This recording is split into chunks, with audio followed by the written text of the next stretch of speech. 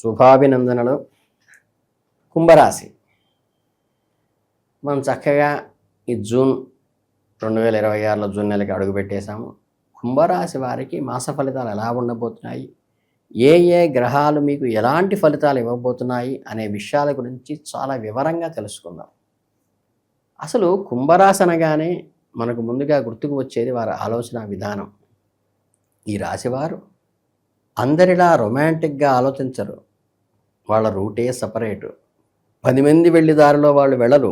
వీరికి అస్సలు నచ్చదు. ఎప్పుడూ భవిష్యత్తు గురించి, కొత్త టెక్నాలజీ గురించి, సమాజానికి ఏదో చేయాలనే తపనతో బతుకుతారు. మానవతా దృక్పథం వీళ్ళ రక్తంలో ఉంటుంది కాబట్టి ఆపదలో ఉన్న వారికి సహాయం చేయడంలో ఎప్పుడూ ముందు వరుసలో నిలబడతారు. బయటికి చాలా సైలెంట్గా గంభీరంగా కనిపించిన లోపల మాత్రం ఒక అగ్ని పర్వతంలాగా నిరంతరం జ్వలిస్తూ ఉంటారు. ఎంత పెద్ద కష్టం వచ్చినా ఎదుటివారి ముందు కన్నీళ్లు పెట్టుకోరు. తమలో తామే బాధను దిగమింగుకుంటారు. స్వేచ్ఛను ప్రాణంగా ప్రేమిస్తారు. ఎవరైనా తమని కంట్రోల్ చేయాలని అని చూస్తే అస్సలు సహించలేరు. ఒకరిని నమ్మితే వాళ్ళ కోసం ప్రాణాన్ని ఇస్తారు.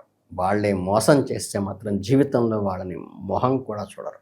ఇలాంటి అద్భుతమైన మొండితనం కలిగిన వినూత్నమైన కుంభరాశి వారికి 2026 జూన్ నెలలో ఇలాంటి అనుభవాలు ఎదుర్కోబోతున్నారో ఇప్పుడు చూద్దాం. ముందుగా ఈ గ్రహస్థితుల గురించి స్పష్టంగా తెలుసుకుంటే, కుంభరాశి వారికి ఏలినాటి శని ప్రభావం నడుస్తుంది కాబట్టి ముఖ్యంగా మీరు ఏలినాటి శనిలో చివరి 2.5 సంవత్సరాల దశలో ఉన్నారు కాబట్టి ఇది మీకు చేసిన మంచి చెడు కర్మలు కడిగేసే సమయం. జూన్ 1 వరకు గురుడు 5వ ఇంట్లో ఉంటాడు, తర్వాత 6వ ఇంటికి మారుతాడు. అలాగే మీ రాశ్యాధిపతి అయిన శని భగవానుడు ఈ సంవత్సరం అంతా 2వ ఇంట్లోనే సంచరిస్తారు. అక్టోబర్ 1 వరకు రాహు జన్మరాశిలో ఉండగా 1వ ఇంట్లో కేతువు 7వ ఇంట ఉంటాడు. శుక్రుడు మే 14 నుంచి జూన్ 8 వరకు 5వ ఇంట్లో అనుకూలంగా ఉంటే, జూన్ 8 నుంచి జూలై 4 వరకు 6వ ఇంట్లోకి మారి ప్రతికూల ఫలితాలు ఇస్తాడు. కుజుడు 3వ ఇంట్లో మే 11 నుంచి 21 వరకు ఉండి మీలో ధైర్యాన్ని నింపితే తర్వాత 4వ ఇంట్లోకి పెడతాడు. గ్రహాల అమరిక వల్ల, ముఖ్యంగా ఏలినాటి శని రాహుల ప్రభావం వల్ల మీ జీవితంలో కొద్దిగా అస్తవ్యస్తంగా ఉన్నట్లు మీకు కనిపించవచ్చు. ఏ పని తలపెట్టినా అది వెంటనే పూర్తి కాదు. 10% పని మిగిలి ఉంటుంది. అంటే అంతా అయిపోయి చివరిలో కొద్దిగా మిగులుతుంది. దీనివల్ల మీకు చాలా చికాకు వస్తుంది. ఏలినాటి శని 2వ ఇంట్లో ఉండటం వల్ల మీకు ప్రతి అడుగున చాలా జాగ్రత్తగా కష్టపడి వేయాలి. లేకపోతే సులభంగా సమస్యల్లో చిక్కుకునే ప్రమాదం ఉన్నది. వ్యాపార రంగంలో మన వారి మార్పులు చేసుకోవచ్చు. అలాగే ఇల్లు లేదా ఆఫీసులో మారటం లాంటి స్థానచలనం కలిగే అవకాశాలు ఎక్కువ ఉన్నాయి. మీరు చేసే వ్యవహారాల్లో నిరంతర ఆటంకాలు, కోర్టు వ్యవహారాల కూడా సూచన మాత్రంగా చెప్పక తప్పదు. ఏ సమయంలో ఎవరితో వాదోపవాదాలు వెళ్ళకుండా ఉండటమే మీకు ఈ నెలలో శ్రీరామ రక్ష. అధిక వ్యయం కూడా అవుతుంది. అలాగే ఈ జూన్ నెలలో మీరు చేసే ప్రయత్నాలకు సంబంధించి మీకు ప్రయత్న కార్యానుకూలత తప్పకుండా లభిస్తుంది. మీరు గట్టిగా పట్టుబడి పెడితే, ఓపికతో ప్రయత్నిస్తే పనులు నెరవేరుతాయి. దానికి తగ్గట్టుగా కష్టాలు కూడా మీరు హెచ్చుగా అనుభవిస్తారు. అంత సులభంగా ఏదీ చేతికి రాదు. అయితే ఈ జూన్ నెలలో మీకు కొన్ని నూతన కార్యక్రమాలు మొదలు పెడతారు. వాటి వల్ల మీరు మానసికంగా ఎంతో ఉల్లాసాన్ని పొందుతారు. అలాగే ఇంట్లో ఏదైనా మంచి చేయాలి అన్న శుభకార్యాలు, ఆలోచనలు పొందుతారు. మీకు ఏవైతే కొత్త పనులు, నూతన కార్యక్రమాలు చేయాలనుకుంటున్నారో అవి మీ మిత్రుల సహాయ సహకారాలతో పూర్తవుతాయి. కాబట్టి స్నేహితులతో సత్సంబంధాలు నెరవేరటం ఈ నెలలో మీకు బాగా కలిసి వస్తుంది. కానీ ఇంకోవైపు చూస్తే ఈ పనుల కోసం విపరీతమైన ధన వ్యయం చేస్తారు. ఖర్చులు అదుపు తప్పడం కూడా చూస్తారు. కొత్తగా అప్పులు చేస్తారు. మళ్ళీ టెన్షన్ పడతారు. ఇవన్నీ ఒక ఎత్తైతే, కుటుంబమునందు వృధాగా కలతలు, నానా విధమైన బాధలు, ఇంట్లో వారితో మాట పట్టింపులు కూడా ఏర్పడేటువంటి అవకాశం ఈ నెలలో ఉంది. ఇక కెరీర్, ఉద్యోగ, వ్యాపారం విషయానికి వస్తే జూన్ నెలలో మీకు మిశ్రమ ఫలితాలు ఉండబోతున్నాయి. 2వ ఇంట్లో ఉన్న శని మిమ్మల్ని విపరీతమైన ఒత్తిడికి గురి చేస్తాడు. నా భవిష్యత్తు ఏమైపోతోంది, నేను అసలు ఎట్టి వెళుతున్నాను అన్న అనవసర భయాలకు, ఆందోళనకు మిమ్మల్ని రాత్రింబవళ్ళు వెంటాడుతూ ఉంటాయి. 1వ ఇంట్లో రాహువు, 7వ ఇంట్లో కేతువు ఉండటం వల్ల మీరు కెరీర్ పట్ల చాలా ఇన్సెక్యూరిటీగా ఉంటారు. ఆలోచించడం వల్ల మీరు తీసుకోబోయే అడుగులు తడబడేటువంటి ప్రమాదం కూడా ఉంది. మీరేమో పర్ఫెక్ట్గా పనిచేద్దాం అనుకుంటే చుట్టుపక్కల పరిస్థితులు అందుకు సహకరించకపోవచ్చు. వ్యాపారం చేసేవైతే మీ కాంపిటీటర్స్ నుండి తీవ్రమైన ఒత్తిడి, బెదిరింపులు ఎదుర్కొంటారు. కొత్త బిజినెస్లకు ఒకేసారి మొదలు పెట్టాలనుకున్నా, కొత్తగా ఎవరితోనైనా పార్ట్నర్షిప్ వ్యాపారాలు చేయాలనుకున్నా దయచేసి జూన్ నెలలో ప్రారంభించకండి. అలాగే మీరు ఉద్యోగస్తులైతే కూడా ఎంతో అంకితభావంతో కష్టపడి పనిచేసినా మీ పై అధికారుల నుంచి మీకు దక్కాల్సిన గుర్తింపు దక్కదు. ఫండ్స్ లేక ప్రాజెక్టులు ఆగిపోవటం లాంటివి జరుగుతాయి. ఇవన్నీ నెగిటివ్ విషయాల మధ్య ఒక గొప్ప పాజిటివ్ విషయం చెప్పంటారా? 6వ ఇంట్లో గురువు మీ చంద్రరాశిని తన దైవీక దృష్టితో చూడడం వల్ల కొన్ని అడ్డంకులు, సమస్యలు ఉన్నా సరే మీ బురద నుండి కూడా కమలంలాగా పైకి లేచేలా మీలో ఉన్న నైపుణ్యం మిమ్మల్ని కాపాడుతుంది. కెరీర్లో కాస్తంత స్ట్రైన్ అయ్యేలా చేస్తుంది. 3వ ఇంట్లో ఉన్న కుజుడు కూడా మీ ఆశయాలు నెరవేర్చడానికి నిలబడతాడు.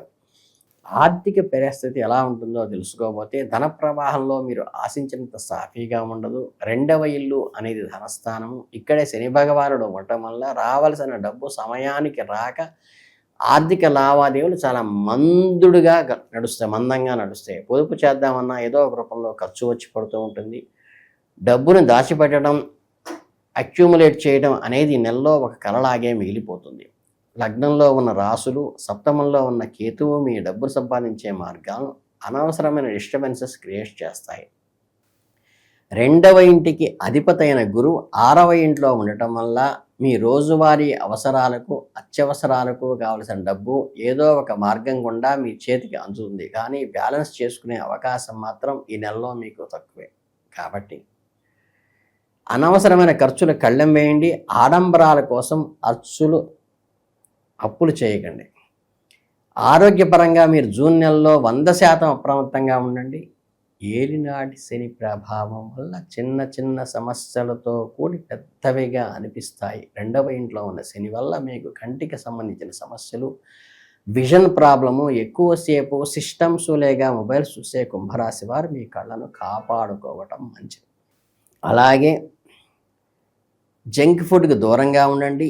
1కి 7 ఇళ్లల్లో ఉన్న రాహుకేతువుల వల్ల, అంటే కుటుంబము, సప్తమ స్థానాల్లో రాహుకేతువులు ఉండడం వల్ల తొడలు, కాళ్ళు విపరీతంగా బాధ పెడతాయి. ఇవన్నీ ఏదో పెద్ద డబ్బు వల్ల వచ్చేవి కావు. కేవలం మీరు తీసుకుంటాం విపరీతమైన స్ట్రెస్ వల్ల మాత్రమే ఈ జబ్బులు వస్తాయి. జీర్ణ సంబంధమైన సమస్యలు కూడా రావచ్చు. గురువు 6వ ఇంట్లో ఉండటం వల్ల మీ ఆరోగ్యపరంగా కొంత రక్షణ కవచంలా కనిపిస్తుంది. కానీ మీ వంతుగా మీరు ప్రతిరోజు క్రమం తప్పకుండా యోగా చేయటము, ధ్యానం చేయటము, ఇష్టదైవాన్ని ప్రార్థించడం వల్ల శారీరక, మానసిక నుంచి చాలా వరకు ఉపశమనం కలుగుతుంది. అలాగే ఇక ప్రేమ, పెళ్లి, సంబంధాల విషయానికి వస్తే కుంభరాశి వారికి ఈ నెలలో కాస్త పరీక్షా సమయంలో చెప్పాలి. 2వ ఇంట్లో శని ఉండటం వల్ల మీ మాటల్లో కనుకుదనము పెరుగుతుంది. మీరు క్యాజువల్గా అన్న మాటలు కూడా మీ భాగస్వామి చాలా తప్పుగా, కోపం తెప్పించేలా అపార్థం చేసుకునే అవకాశం ఉంది. దీనివల్ల ప్రేమ జీవితంలో, వైవాహిక జీవితంలో ఆకర్షణ, ఆనందం కొద్దిగా తగ్గుతాయి. 1వ ఇంట్లో రాహువు, 7వ ఇంట్లో కేతువు ఉండటం వల్ల భార్యాభర్తల మధ్య, ప్రేమికుల మధ్య అర్థం లేని అపార్థాలు, ఎడబాటు ఫీలింగ్స్ వస్తాయి. మీకు ఏ రకమైన గాఢంగా ప్రేమిస్తూ ఉన్న వారినైనా సరే పెళ్లి చేసుకోవాలని తొందరపడుతుంటే కనుక దయచేసి ఆలోచనలు ఈ నెలలో వాయిదా వేసుకోండి. వైవాహిక జీవితంలో అడుగుపెట్టడానికి ఇది అస్సలు అనుకూలమైన సమయం కాదు. ఒకవేళ మీకు ఇంకా పెళ్లి కాకపోతే 6వ ఇంట్లో ఉన్న గురువు మీకు భవిష్యత్తును, మంచి సంబంధాన్ని ఎంపిక చేసుకోవడానికి ఒక దారి చూపిస్తాడు. మే 14 నుంచి జూన్ 8 వరకు శుక్రుడు 5వ ఇంట్లో ఉన్నప్పుడు కుటుంబంలో కాస్త సంతోషము, సంతృప్తి నెరవేరుతాయి. కానీ 15 తర్వాత మీ ఇంట్లో ఆర్గ్యుమెంట్స్ పెరుగుతాయి. కుటుంబ సభ్యుల మధ్య ఈ క్వారల్స్, వ్యక్తుల మధ్య గౌరవాలు కూడా తగ్గుతాయి. ఇవన్నీ గ్రహాల మాయ అని గ్రహించి మీ వైపు నుంచి మీరు 100% కాంప్రమైజ్ అవ్వడానికి, అడ్జస్ట్ అవ్వడానికి ప్రయత్నించండి. కొద్దిగా తగ్గితే మనం నష్టపోయేదేమీ లేదు. ఒక బంధం నిలబడుతుంది.